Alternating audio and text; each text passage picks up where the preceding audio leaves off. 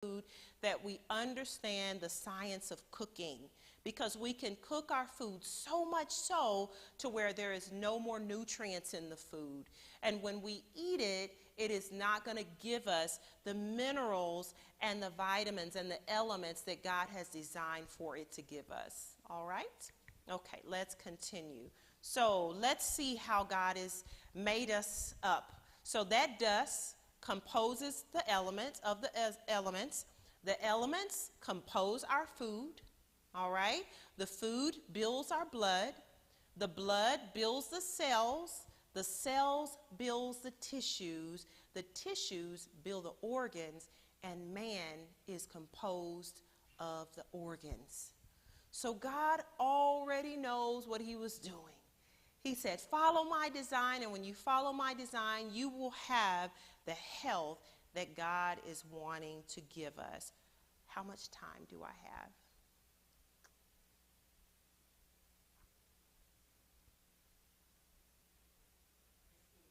30 minutes still? Okay, all right. Okay, what about our blood? Ministry of Healing 271, it says, in order to have good health, we must have good blood. For the blood is the current of life. It repairs, removes waste, and nourishes the body when supplied with the proper food elements. So we are still talking about immune health and how when we give the body what it needs, it will in turn produce and function properly so that our immune systems can stay strong as we go from day to day. What about sunlight? Okay, so sunlight, when we get the proper amount of sun, it increases our white blood cell count, and that will help to fight off diseases as well as strengthening our natural killer or T helper cells, okay?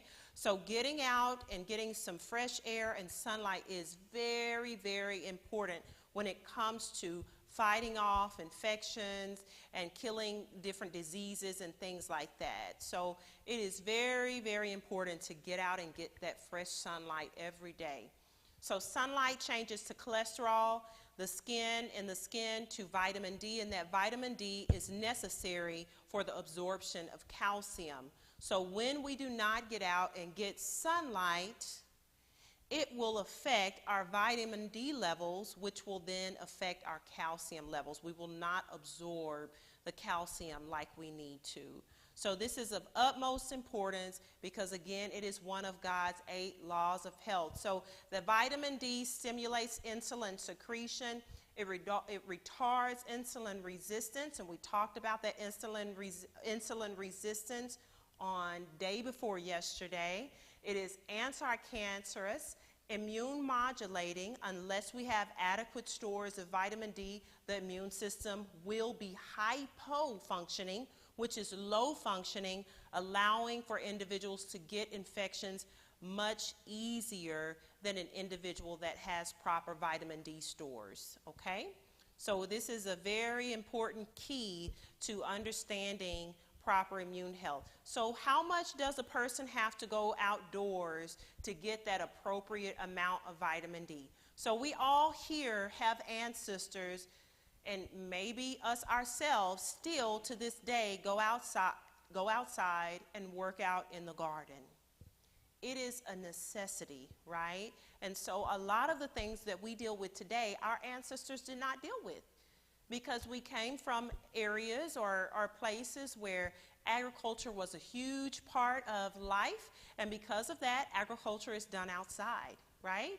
And so they got that fresh air, and they got the exercise, and they got the sunlight and all the things that they needed. So if you have lighter skin, those people can go outside for 15 to 30 minutes a day, and they'll have a minimum, right? You go outside 15 to 30 minutes a day, you can get the amount of vitamin D that you need.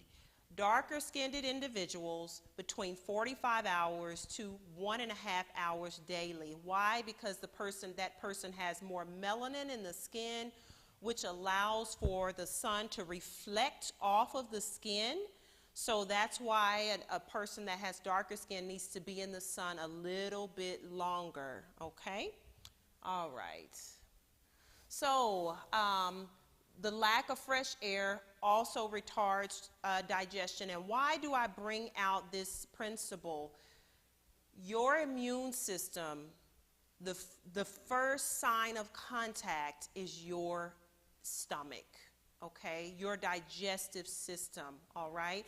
We usually say 75% of your immune system lies in your stomach, all right? So because of that, you not having proper digestion and not getting the right amount of fresh air, it will affect your immune system. So that is why this is very key component in making sure that you're getting proper digestion, you are absorbing the nutrients that you need, and making sure that you get fresh air, because every single law of health plays with different diseases that we are struggling with today, including low immune system. So it says here, deep breathing. In order to have good blood, we must breathe well. Full, deep inspirations of pure air, which fill the lungs with oxygen, purify the blood. They impart to it a bright color and send it a life-giving current to every part of the body. Good respiration soothes the nerves. It stimulates the appetite and renders digestion more perfect.